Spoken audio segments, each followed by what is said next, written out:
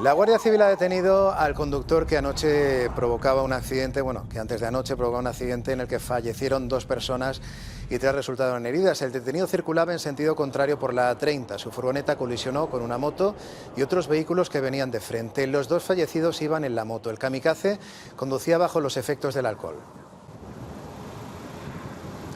Hablamos con Pedro López Graña, abogado experto en accidentes de tráfico. Buenos días.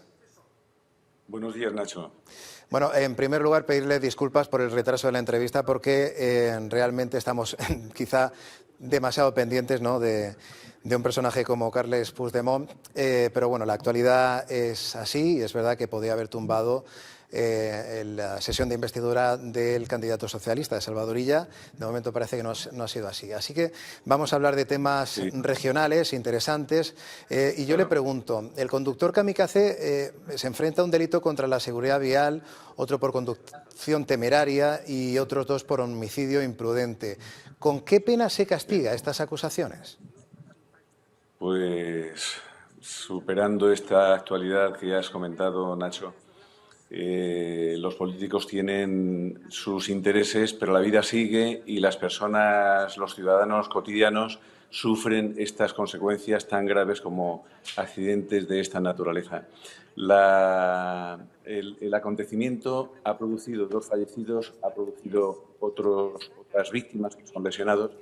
Las penas pueden ir ahora mismo, en teoría, digo en teoría, teniendo en cuenta que ha habido una alcoholemia, al parecer, acreditada, que ha habido una imprudencia bestial y que han fallecido 2 personas, el Código Penal podría establecer, y establece de hecho, penas a partir de 4 años y hasta 6 años. A partir del año 2019 se hizo una modificación del Código Penal que endureció las penas cuando había víctimas. Lo que pasa es que hay un dato también que en general no se conoce y es que desgraciadamente no ha sido suficiente este endurecimiento, primero para ejercer esa función de prevención y de mitigar estos accidentes. Y segundo, porque las víctimas, los familiares, quienes sufren este verdadero horror, reclaman algo de contundencia. Y digo contundencia porque la tendencia de los fiscales en este momento es no solicitar prisión provisional. Yo soy un firme partidario de usar de manera muy limitada, es decir, de evitar la prisión provisional. Pero en este caso yo creo que está más que justificado cuando hay víctimas, cuando hay una conducción influida por el alcohol o por las drogas. Y desgraciadamente, como digo, muchos de estos conductores reprobables no ingresan en prisión provisional. El tiempo dilata mucho los procedimientos, pero a la pregunta concreta, como te decía, es, en teoría, a partir de 4 años, teniendo en cuenta que ha habido 2 víctimas, las 2 víctimas incrementa la pena. El hecho de que haya 2 o más víctimas supone una mayor respuesta y contundencia penal y, por tanto, aquí debería, en teoría, existir una futura pena de entre 4 y 6 años de prisión, Sí, más otras accesorias, tirada del sí. carnet y otras accesorias, por supuesto. Sí, quería preguntarle también cómo actúa. El hecho de que condujera ebrio este conductor, ¿cómo suele actuar? ¿Agrava la pena o todo lo contrario? Bueno, indudablemente. En primer lugar, aparte de que en sí mismo es un delito conducir bajo la influencia de bebidas alcohólicas o de drogas, el que haya conducido de esta manera y haya producido víctimas mortales, incrementa la pena.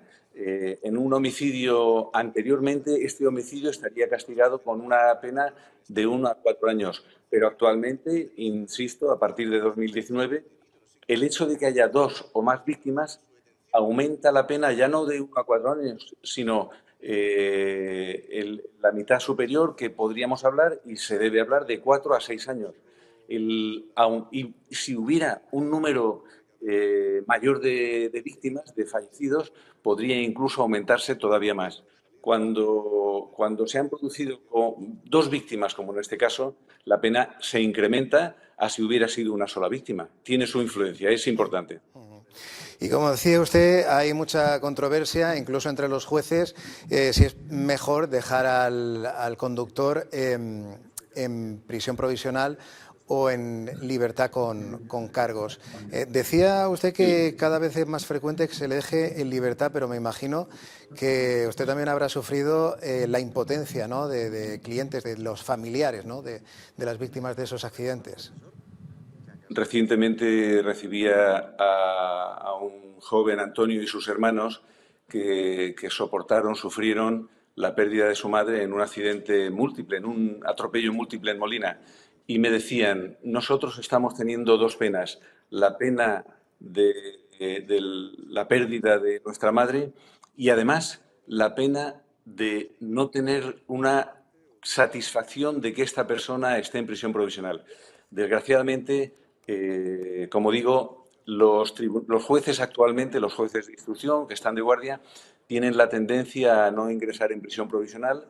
Yo insisto en que es cierto que la prisión provisional debe usarse de manera muy cautelosa, pero estas conductas donde una persona toma drogas o toma alcohol, sale a la carretera y provoca muertes, hay que atajarlas. En primer lugar, con la educación, pero la educación tarda y es para los niños, para los jóvenes. Cuando ya una persona es adulta, no sirve la educación y, por tanto, debe actuarse desde el punto de vista legal y penal. Y, además, hay que tener en cuenta que las víctimas no son solamente los fallecidos, son también los familiares, las víctimas que están lesionadas, que a veces con lesiones gravísimas.